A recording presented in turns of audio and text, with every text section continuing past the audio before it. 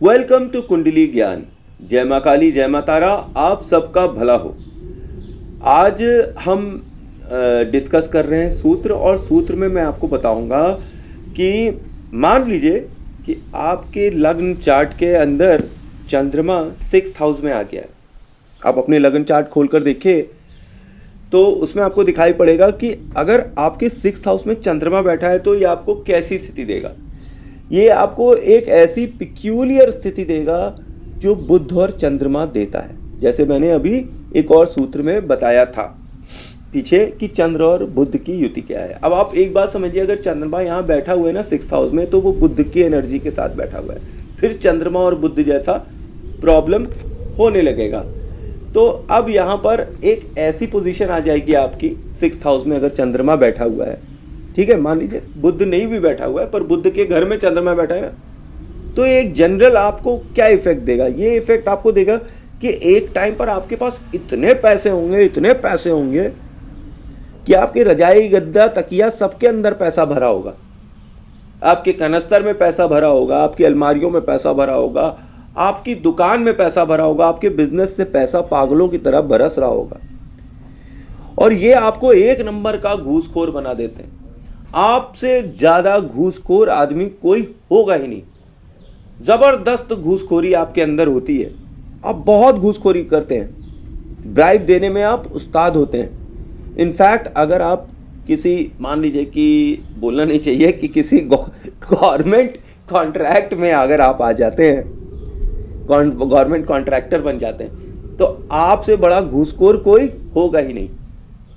ये जनरली उन लोगों की कुंडलियों में पाए जाते हैं कि जो लोग जो जैसे हैं कि पॉलिटिकल पार्टीज़ को फंड करते हैं और बड़े बड़े कॉन्ट्रैक्ट्स, ठेके लेते हैं, तो ये उनकी कुंडली में 6th हाउस में आपको चंद्रमा दिखने लगेगा कि इनको घूस का पैसा खूब आता है। मतलब घूस से पैसा ये कमाते हैं, खूब घूसखोरी करते हैं, खूब पैसा घूस खिलाते हैं लोगों को। और अब सेकंड पार्ट बता देता हूँ कि ऐसा चंद्रमा जो है ये आपको जीवन में ऊपर से नीचे भी पटक देता है। तो एक टाइम ऐसा आता है कि इनके पास खाने के लिए पैसे नहीं रहते हैं, इतनी दरिद्रता आ जाती है कि जो भी इन्होंने कमाया होता है वो सट्ट से साफ हो जाता है। तो एक टाइम पर तो ये एकदम राजा हो जाते हैं कि जिसको देखो उसको घूस बांट रहे हैं और धड़ाधड़ कॉन्ट्रैक्ट्स ले रहे हैं, ये कर रहे हैं, वो कर रहे हैं। पर जैसे मैंने आपको बताया कि चंद्रमा और बुध की युति तो अच्छी होती नहीं है। वो पूरी कहानी मैंने आपको सुनाई सूत्र में कि बुध कौन है। अब बुध जब भी चंद्रमा के साथ किसी भी तरीके से भाव में, राशि में, सब में आता है तो बुरा ही इफेक्ट देना स्टार्ट कर देता है। तो अब यहाँ पे चंद्रमा जब पीड़ित हो जाता है तो फिर आपको ये आपका 4th हाउस खत्म कर देता है। फिर आप पैसे के लिए मोहताज हो जाते हैं। फिर यहाँ के रोग आपको पकड़ लेते हैं, ऋण आपको पकड़ लेते हैं, और शत्रु भी आपको पकड़ लेते हैं। तो आपको ये समझना चाहिए कि आपको यहाँ पर कोई ना कोई रेमेडी ज़रूर कर लेनी चाहिए।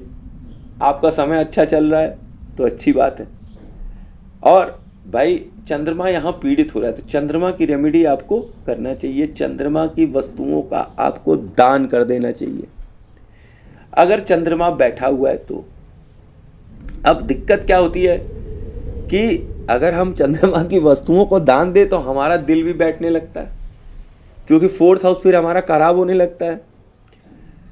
तो सोच विचार कर आपको दान करना चाहिए, या कॉम्बिनेशन जो है रेमेडी के हिसाब से बनाना चाहिए।